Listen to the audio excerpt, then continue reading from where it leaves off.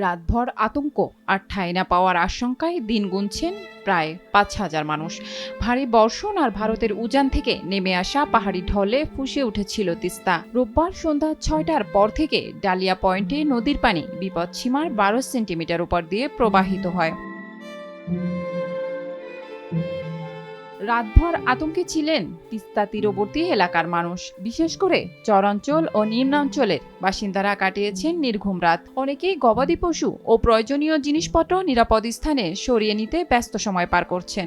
গৌসাওয়ার রাস্তার তরি না মানে যখন পানি ওঠে তখন চকির উপর চকি জোড়া দিয়ে চুরে চুরি পাক ভাত পাকড়ি খায়। পানি উঠলে তো বুদ্ধি শেষ। হাঁস মুরগি মনে করেন যে এটা খাড়ের উপর চকির উপর তোলা হয়, বাচ্চা কোচা চকির উপর তোলা হয়, এইভাবে মনে করেন কষ্ট করিয়ে মনে করেন চলাফিরে করা হয়। স্কুল আছে এখানে, এই যে ছাওয়াগুলো বা স্কুলের মাস্টার কাপড় ভিজিয়ে আইছে, বেশি পানি হইলে ছাওয়াগুলো কিন্তু স্কুলে আসতে পারে না। পানি বৃদ্ধির কারণে তিস্তা তীরবর্তী বিভিন্ন এলাকায় প্রায় ২,০০০ মানুষ পানিবন্দী হয়ে পড়েন। তলিয়ে যায় গ্রামীণ সড়ক, ফসলি জমি ও নিম্নাঞ্চলের বসতভিটা। তবে প্রায় ৩৬ ঘন্টার পর পরিস্থিতির কিছুটা উন্নতি হয়েছে। নদীর পানি ধীরে ধীরে কমতে শুরু করেছে, কিন্তু অনেক নিম্নাঞ্চলে এখনো পানি জমে রয়েছে। সড়কে পানি থাকায় স্বাভাবিক জীবনযাত্রা ব্যাহত হচ্ছে এবং ভোগান্তি পোহাতে হচ্ছে স্থানীয় বাসিন্দাদের। আমাদের খুব যানবাহনের অসুবিধা হয়।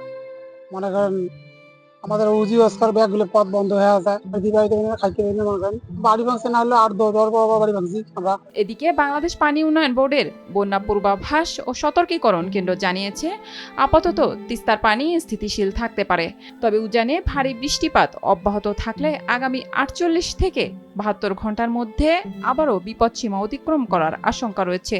তাই পানি কমলেও তিস্তা পাড়ের মানুষের মনে এখনও রয়ে গেছে নতুন করে বন্যার শঙ্কা। নদীর গতি প্রকৃতির দিকে নজর রেখে সতর্ক অবস্থানে রয়েছে স্থানীয় প্রশাসন ও সংশ্লিষ্ট কর্তৃপক্ষ। তিস্তা নদীর এখানে পানি বাড়তেছে হু করে, তো তিস্তা নদীর পানি বাড়ার কারণে আমাদের অনেক সমস্যা হচ্ছে। ঘর বাড়ি তলে গেছে, ফসল ফলাদি তলে গেছে। আমরা বাধ্যার আমল থেকে শুনতেছি যে তিস্তা নদী খনন হয়। সরকারকে বিনীতভাবে অনুরোধ করছি যাতে আমাদের তিস্তা মহাপরিকল্পনা অতি দ্রুত বাস্তবায়ন করে